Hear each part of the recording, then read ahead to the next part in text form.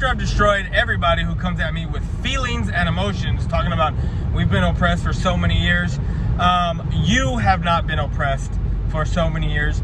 Your ancestors, your grandfathers, your grandmothers, just like my people have been oppressed back in the day. But as of now, no, we are not.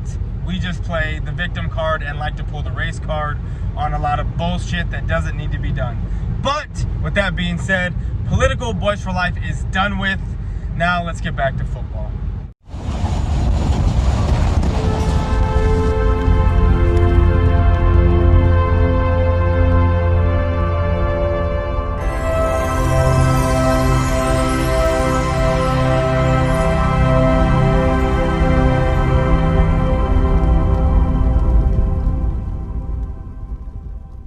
What's going on YouTube? It's your main man, Boys for Life, coming at you with another video. And we're getting back to our regularly scheduled program in talking football and what the Cowboys should do, or what I hope they do, or what they can do.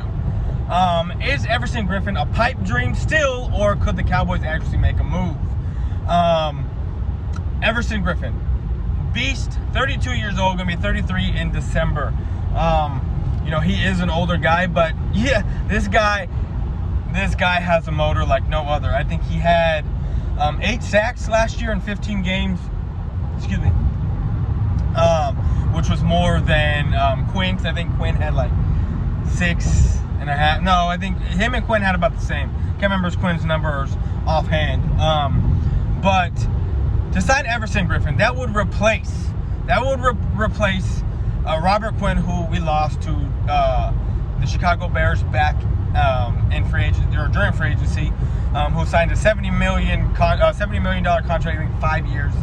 But just imagine this: Everson Griffin, who's a plug-and-play player. Just imagine this: you have Everson Griffin starting, then you rotate with Aldon Smith, then you rotate with Randy Gregory, and then you rotate with either Bradley Knight, or you bring in Griffin right back. Coming off that left side would be crazy. It'd be amazing. You wouldn't be able to stop the Cowboys' defensive line with rotation like that. Randy Gregory is the type of guy that can play all downs. He can play every single down for you. He has that kind of motor. And then you have who's the guy we just drafted? Gallimore, have him rotate.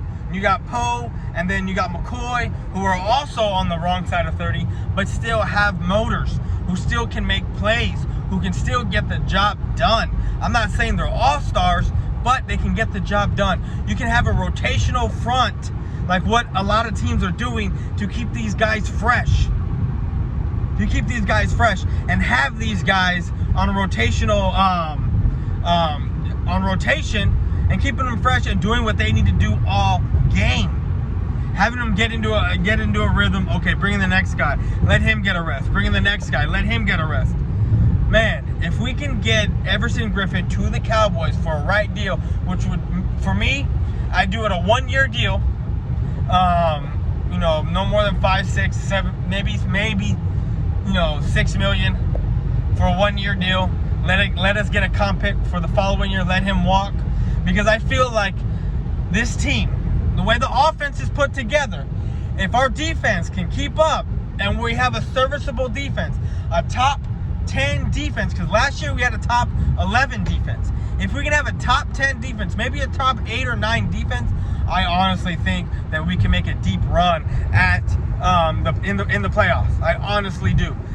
Because the way our offense is built, you can't be able to stack 8 in the box anymore with Zeke. You can't be able to guard Amari Cooper double cover Amari Cooper. You cannot double cover Michael Gallup. And then with CeeDee Lamb coming out of the slot, he's probably not just going to play the slot. He is also probably going to be a guy that once he starts getting his feet wet, and he's a guy that starts knowing the playbook and starts to notice and get a feel for the NFL and the game speed that is, I would not doubt that when Amari Cooper comes out for a rest, you move CeeDee Lamb out there. Or Gallup, and you move CeeDee Lamb out there. and then you bring in a slot, or you do some sort of play where it's just CeeDee Lamb out, it's going to be a run play, but you still got to account for what CeeDee Lamb can do. It's going to be hard to stop this offense. And I think Everson Griffin on the defensive front could be a piece that we're missing that we would need to make a deep playoff run. I honestly do. 8 sacks. He's good against the run. He's good against the pass. He's a guy that can plug up the sides, come off the edge, get after the quarterback. He can do a lot, and he still has a high motor. It is amazing. Like I said, the right price, get him here. Could the Cowboys get him here? I don't know. He hasn't signed with anybody yet. He's not linked that I know to anybody. But let's just wait and see. And again, the Jamal Adams, I keep seeing that shit being brought up. Let's just stop. That is not going to happen. That is not going to happen.